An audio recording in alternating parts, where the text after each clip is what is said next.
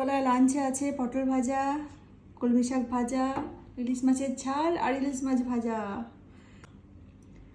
Already আমি ইলিশ মাছের ঝালটা রেসিপি তোমাদের সাথে শেয়ার করে দিয়েছি। ঝালটা জাস্ট দেখো।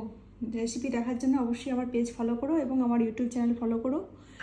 তো এখন এবার ভাতটা খেয়ে নেবো, আর মনে হচ্ছে কখন খাবো, আর লোভ সামলানো যাচ্ছে না। চলো এবার ভাতটা খেয়ে নিই। প্রথমে একটু মাছের তেল বেগেছে, এখানে দেখো ইলিশ মাছের তেল।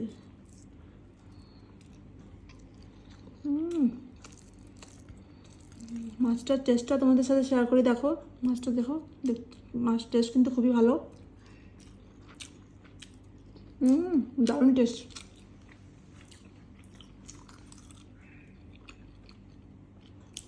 গরম গরম মাছ ভাজা থাকলে আর কিচ্ছু লাগে না, এই দিয়েই ভাত খাওয়া হয়ে যায়।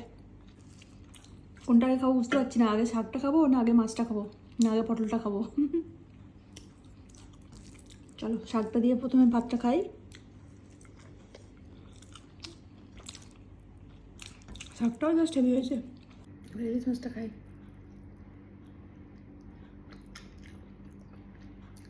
মাছ ভাজা দিয়ে ভাত খাওয়া যাবে, ঝালটা আর খেতে লাগবে না মনে হচ্ছে।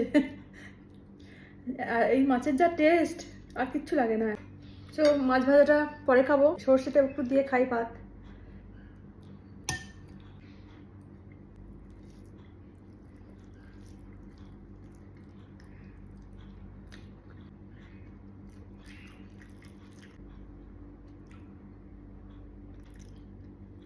ইলিশ মাছ খেতে সময় লাগে একটু বেশি, ঠিক কথা, কাটার জন্য, বাট টেস্ট ফাটাফাটি। এখনকার মতন বাই।